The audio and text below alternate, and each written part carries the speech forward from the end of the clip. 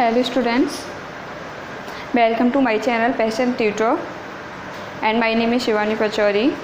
I am going to teach about protein. So now today our topic is protein. जैसे कि मैंने आपको पहले कुछ टॉपिक्स कंप्लीट करा दिए हैं बायोमोलिक्यूल चैप्टर के। कार्बोहाइड्रेट कंप्लीट हो चुका है आपका, अमीनो एसिड्स हो चुके हैं, अमीनो एसिड के बाद आता है आपका प्रोटीन। तो आज मैं आपको प्रोटीन कंप्लीट कराऊंगी। अगर आपको कार्बोहाइड्रेट या अमीनो एसिड देखना है तो आपको मेरी पुरानी वीडियोस पर विजिट करनी होगी, और अगर आपको प्रोटीन भी पढ़ना है तो प्रोटीन के लिए आपको अमीनो एसिड आना बहुत ज़रूरी है। तो आप मेरी इससे पहले वाली 2 वीडियोज़ हैं जो आप प्लीज़ देखिएगा। तो अब मैं आज स्टार्ट करती हूँ अपना चैप्टर प्रोटीन, टॉपिक प्रोटीन। तो प्रोटीन एक्चुअल में होता क्या है? Protein is a polymer of amino acid. जैसे कि मैंने कल आपको अमीनो एसिड्स बताए थे कि अमीनो एसिड क्या होते हैं। अमीनो एसिड जैसे कि ये पूरा मॉलिक्यूल है, ठीक है। फर्स्ट ऑफ ऑल ये पूरा मॉलिक्यूल है, ये कार्बन है, कार्बन पे चारों ग्रुप जो हैं इसके जो चारों बॉन्डिंग है वो डिफरेंट उससे जुड़ी हुई है मॉलिक्यूल से। तो इसे बोलेंगे हम एक amino acid, it is a amino acid, okay. तो ये जो अमीनो एसिड है polymer of amino acid, polymer का मतलब क्या है? एक अमीनो एसिड के जैसे अमीनो एसिड, फिर एक और अमीनो एसिड, फिर एक और, जैसे एक अमीनो एसिड ये हो गया, ठीक है, एक अमीनो एसिड ये हो गया, एक अमीनो एसिड ये हो गया, इसके बाद एक और आ जाए। इस तरह से इस पूरी एक चेन को बोलेंगे हम प्रोटीन, ओके। तो polymer of amino acid is called protein. तो अमीनो एसिड कैसे होता है?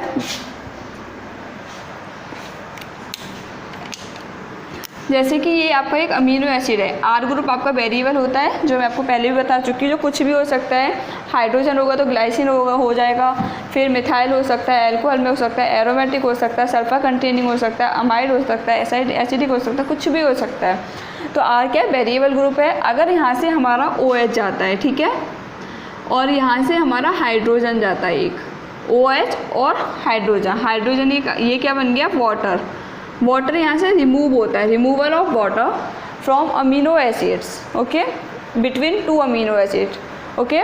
तो यहाँ से क्या हमारा वाटर निकल गया, दैट इज़ हाइड्रोलाइसिस हो गई, रिएक्शन हाइड्रोलाइसिस हुई। अब ये जो CO है ये इससे Na से जुड़ जाएगा आगे जाके, ये पूरा यहाँ पे हमारा जुड़ा, तो ये बना हमारा, ये यहाँ पे हमारा क्या था?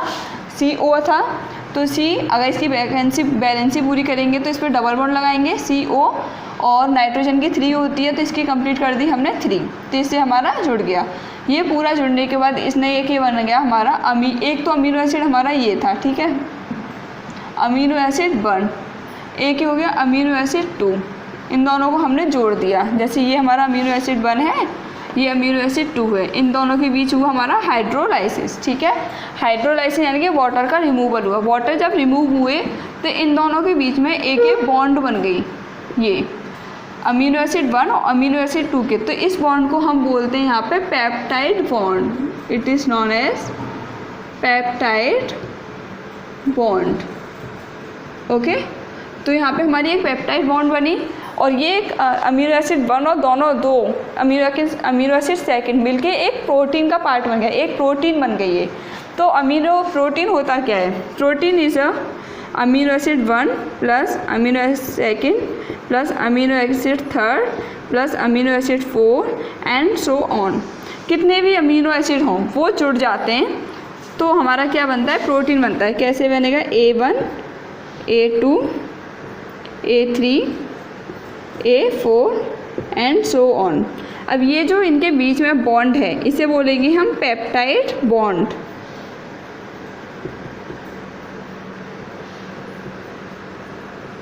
ठीक है।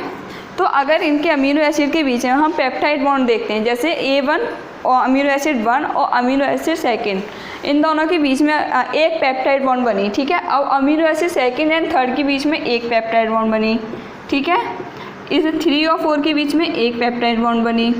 तो अब इससे क्या है? एक अमीनो एसिड जो है वो हमारे 3 अमीनो एसिड से मिलके बना है।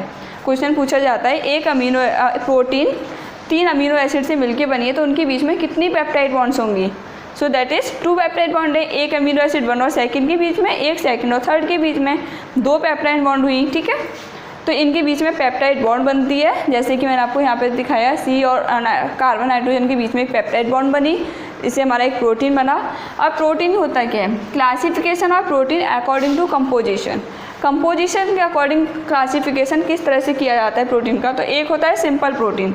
सिंपल प्रोटीन क्या होता है? Only amino acid form there structure. जैसे कि मैंने आपको ये वाला अमीनो एसिड प्रोटीन दिखाया, इसमें क्या सिर्फ अमीनो एसिड के जुड़ने से या उनके फॉर्म होने से एक स्ट्रक्चर बना, जिसे हमने बोला simple protein. This is known as simple protein. Second is a conjugated protein. Conjugated protein क्या होता है? Conjugated consisting of globular protein. एक प्रोटीन होती है जिसका नाम होता है globular. So consisting of a globular protein and highly bound prosthetic group. Highly bound prosthetic group, ये तो ऑलरेडी एक प्रोटीन है ग्लोबुलर प्रोटीन। इसमें अगर प्रोस्थेटिक ग्रुप हाईली यानी कि टाइटली अटैच्ड हो जाएगा तो उसे बोलेंगे हम कॉन्जुगेटेड प्रोटीन। अब प्रोस्थेटिक ग्रुप क्या होता है? जैसे कि ग्लोबुलर प्रोटीन बन रही है, वो ऑब्वियसली आपके अमीनो एसिड से बनेगी, लेकिन जो प्रोस्थेटिक ग्रुप होगा वो नॉन अमीनो एसिड होगा, नॉन अमीनो एसिड। ओके, तो जो नॉन अमीनो एसिड पार्ट होगा प्रोटीन में उसे बोलेंगे हम प्रोस्थेटिक ग्रुप। और प्रोस्थेटिक ग्रुप का आपका ग्लोबुलर प्रोटीन में हाईली बाउंड होना, टाइटली बाउंड होना, इसको बोलेंगे कॉन्जुगेट प्रोटीन। कॉन्जुगेट का मतलब होता है कोई दो चीज़ से मिलकर बना, कॉन्जुगेशन हो रहा है, उनके बीच एक बॉन्डिंग हो रही है, that is called conjugated protein. और ये सिंपल प्रोटीन समझ में आ गया। अब इसके बाद मैं आपको कॉन्जुगेटिव प्रोटीन बताती हूँ। कॉन्जुगेटिव प्रोटीन कौन कौन सी होती है, उनके फंक्शंस क्या हैं, ये सब।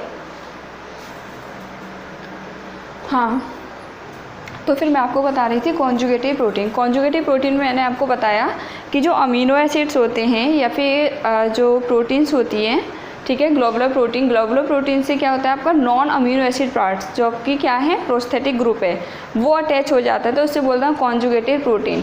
अब कॉन्जुगेटिव प्रोटीन के कुछ टाइप्स हैं, नाम है जो मैं आपको बता रही हूँ। जैसे ये आपके मैंने नाम लिख रखे हैं, यहाँ पे इनका प्रोस्थेटिक ग्रुप बता रखा है, that is non amino acid part, and यहाँ पे इनके अक्रेंस बता रखे हैं कि कहाँ पर ये हमें देखने को मिलते हैं। ओके, तो फर्स्ट ऑफ ऑल फॉस्फोप्रोटीन, जैसे कि हमें नाम से पता चल रहा है, फॉस्फोप्रोटीन में फॉस्फोरस होगा, ठीक है, तो दैट इज़ फॉस्फोप्रोटीन। तो इसमें कौन सा प्रोस्थेटिक ग्रुप है? Phosphoric acid. इसमें आपका ग्रुप है फॉस्फोरिक एसिड। ओके, ये आपको कहाँ पर मिलता है? ये आपको कैसिन ऑफ मिल्क में मिलता है। मिल्क में कैसिन होती है, जैसे कि हम जानते हैं लैक्टोज होता है दही वगैरह में, तो मिल्क होता है, मिल्क में कैसिन प्रोटीन होती है। तो कैसिन प्रोटीन में क्या होता है आपका फॉस्फोरिक एसिड होता है, दैट इज फॉस्फोप्रोटीन। इसको क्या बोलते हैं? फॉस्फोरिक या फॉस्फोप्रोटीन। सेकेंड है आपको ग्लाइकोप्रोटीन। ग्लाइको से मतलब आपका समझ में आ रहा है glycolysis, glycose, glucose, that is carbohydrate, ठीक है। तो जब मैंने आपको कार्बोहाइड्रेट बताया तो इसमें बताया था ग्लूकोज, ग्लाइकोज, दैट इज़ कार्बोहाइड्रेट होता है। तो यहाँ पे आपका जो प्रोस्थेटिक ग्रुप होगा वो क्या होगा आपका? कार्बोहाइड्रेट। कार्बोहाइड्रेट का अक्रेंस क्या है इसकी, मतलब कि ग्लाइकोप्रोटीन कहाँ देखने को मिलता है? ये आपको मिलता है मेम्ब्रेन स्ट्रक्चर में। जो स्ट्रक्चर होता है मेम्ब्रेन का, उसमें आपका ग्लाइकोप्रोटीन, जैसे कि प्लाज्मा मेम्ब्रेन है और मेम्ब्रेन्स होती हैं, उसमें आपका स्ट्रक्चर होता है मेम्ब्रेन का, उसमें आपको ग्लाइकोप्रोटीन्स देखने को मिलती हैं। सेकेंड आपको मिलता है म्यूसिन। म्यूसिन क्या होता है? एक स्लाइवा होती है, सलाइवा या फिर स्लाइवा। तो सलाइवा जो होती है उसमें म्यूसिन प्रेजेंट होता है, उसमें क्या प्रेजेंट होगा आपका? कौन सी प्रोटीन होगी? That is glycoprotein. इसलिए बोलते हैं कि हमारा जो माउथ होता है उसमें फर्स्ट जो डाइजेशन स्टार्ट होता है वो कार्बोहाइड्रेट्स का होता है, ठीक है, क्योंकि वहाँ पर हमारी वो प्रोटीन प्रेजेंट है। सेकेंड आपका न्यूक्लियो प्रोटीन की जैसे हमें नाम से पता चल ही रहा है, न्यूक्लियो यानी कि न्यूक्लियर, तो यहाँ पे न्यूक्लियो प्रोटीन यानी कि न्यूक्लिक एसिड प्रेजेंट है। ओके, न्यूक्लिक एसिड जो है वो किसका कंपोनेंट है? न्यूक्लिक एसिड या न्यूक्लियो प्रोटीन जो कंपोनेंट है वो है आपका वायरस का। न्यूक्लिक प्रोटीन या न्यूक्लियो प्रोटीन ये वायरस में प्रेजेंट होती है। सेकंड आपके क्रोमोसोम में प्रेजेंट होती है। थर्ड हम इसमें बोल सकते हैं ये राइबोसोम में भी प्रेजेंट होती है, दैट इज़ राइबोसोम। जैसे हमें पता है न्यूक्लियस के अंदर हमारा क्रोमोसोम होता है, राइबोसोम्स भी होते हैं। तो कंपोनेंट है वायरस का, क्रोमोसोम का, एंड थर्ड राइबोसोम, सॉरी। अब इसके बाद आता है आपका क्रोमोप्रोटीन। क्रोमो का मतलब होता है क्रोमो अपने में एक वर्ड है जिसका मतलब होता है कलर्ड। ओके। क्रोमो का मतलब होता है कलर, यानी कि पिगमेंट। पिगमेंट क्या होते हैं? कलर्ड होते हैं ऑब्वियसली। अब बहुत सारे कलर जैसे क्लोरोफिल है, जेंथोफिल है, बहुत सारे पिगमेंट्स होते हैं। और तो इसमें क्रोमो प्रोटीन की बात हो रही है। क्रोमो यानी कि वो प्रोटीन जो कलर्ड हो, दैट इज़ पिगमेंट। इनका जो प्रोस्थेटिक ग्रुप होगा उसमें पिगमेंट होगा। इसमें क्या है? हीमोग्लोबिन। हीमोग्लोबिन क्या है? रेड कलर की प्रोटीन होती है, जैसे कि हमारे ब्लड में प्रेजेंट होती है। ब्लड में हमारे हीमोग्लोबिन होता है, ठीक है। हीमोग्लोबिन, इसमें क्या है? हीम एक प्रोटीन है जो हीमोग्लोबिन में प्रेजेंट है, जिसकी वजह से ब्लड का कलर कैसा होता है? रेड होता है। क्यों होता है? क्योंकि इसमें फेरस या फिर आयरन कंटेनिंग ग्रुप प्रेजेंट होता है। आयरन कंटेनिंग ग्रुप प्रेजेंट होता है, जिसकी वजह से इसका नाम हीम है। सेकेंड है फाइटोक्रोम। फाइटोक्रोम क्या होता है? फाइटोक्रोम एक प्लांट हार्मोन है, प्लांट का हार्मोन है, प्लांट में प्रेजेंट होता है। प्लांट एक पिगमेंट है या हार्मोन है। Phytochrome is a plant pigment, ठीक है।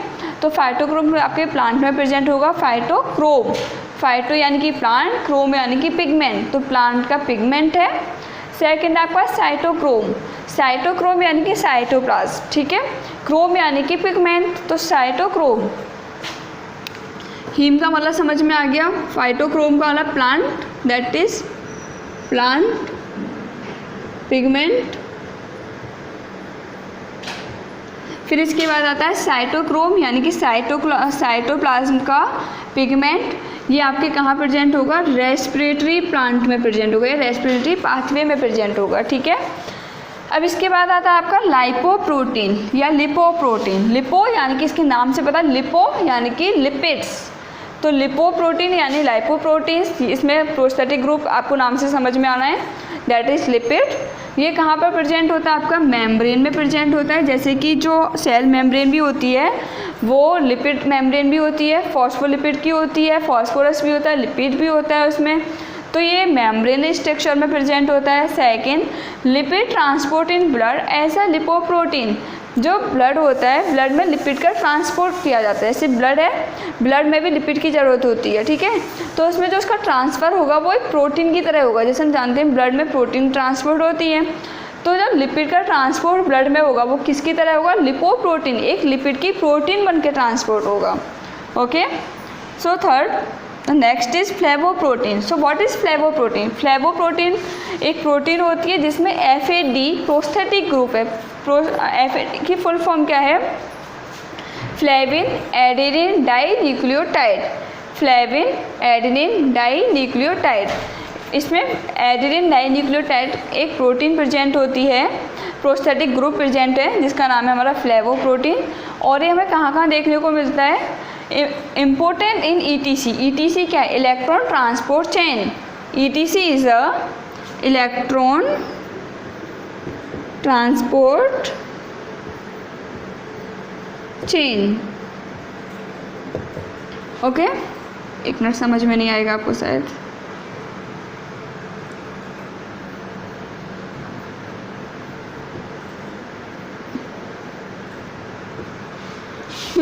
तो इम्पोर्टेंट है ETC इन रेस्पिरेशन। ETC इन जैसे रेस्पिरेशन सिस्टम होता है प्लांट्स में, तो उसमें इलेक्ट्रॉन ट्रांसपोर्ट चेन होती है।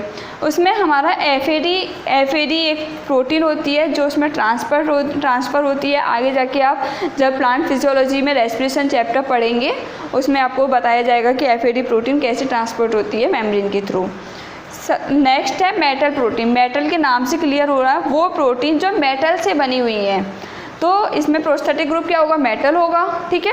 अब मेटल के बाद उसमें कौन से मेटल हैं? जैसे नाइट्रेट रिडक्टेज। नाइट्रेट रिडक्टेज एक मेटल है, मेटल प्रोटीन है, जो कहाँ प्रेजेंट होती है? आपके नाइट्रेट से जब नाइट्राइट बनता है, नाइट्रेट से जब नाइट्राइट बनता है नाइट्रोजन साइकिल में, नाइट्रेट से जब नाइट्राइट बनेगा तो इसमें एक एंजाइम की ज़रूरत पड़ेगी जिसका नाम होगा नाइट्रेट रिडक्टेज। रिडक्टेज यानी कि रिड्यूस कर रहा है नाइट्रेट को, किस में? नाइट्राइट में रिड्यूस किया, जिसका नाम है नाइट्रेट, यानी कि नाइट्रोजन के किसी भी डेरिवेटिव को या नाइट्रोजन को जो रिड्यूस करेगा, दैट इज नाइट्रेट रिडक्टेज। क्योंकि उसने नाइट्रेट को किया तो इसका नाम होगा नाइट्रेट रिडक्टेज एंजाइम। ओके, तो आज के लिए आई थिंक इतना काफ़ी है। और नेक्स्ट क्लास में मैं आपको प्रोटीन के फंक्शंस बताऊंगी पहले, और उसके बाद मैं आपको इसके स्ट्रक्चर्स क्लियर कराऊंगी, जैसे प्राइमरी स्ट्रक्चर क्या है, सेकेंडरी स्ट्रक्चर क्या है, टर्शियरी स्ट्रक्चर क्या है, क्वार्टरी क्या है, कौन सा स्ट्रक्चर सबसे ज़्यादा इंपॉर्टेंट होता है, ये सब मैं क्लियर कराऊंगी।